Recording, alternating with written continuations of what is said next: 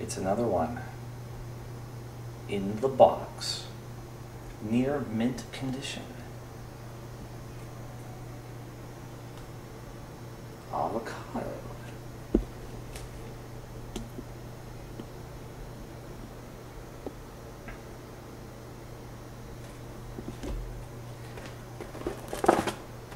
Uh-oh. Comes complete with vintage wrapping paper. Whatever you want to call that.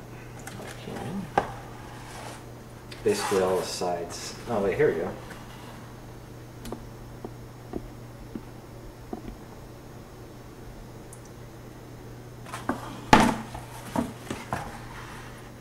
Yep, it says the same, the bottom is the same.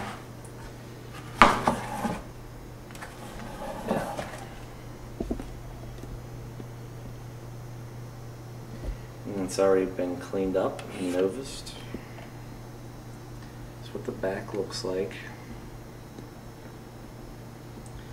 I don't know if this would be the date code or not. I know it says cycles per second. I discussed this with Max Arcade, but then again, here's the issue. You probably can't see it. My 1969 model 1020. It actually has years introduced. Mine might actually be a 1970 production run. I gotta check, but I know the cord's not wrapped up. I'm meaning to run it.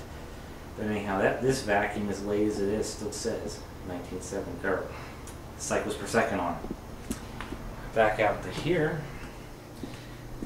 If what I was trying to say was, if this means the date stamp, it's either 1971 or 1972.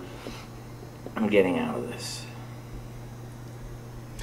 And I already took the liberty of doing this, getting a little creative of how to wrap the cord up so we can finally utilize this.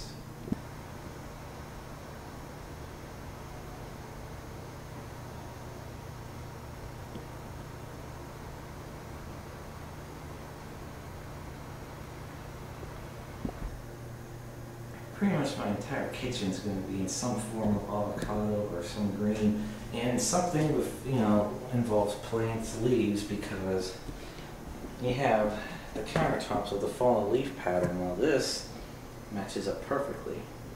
Then you have these. Then you have these pot holders.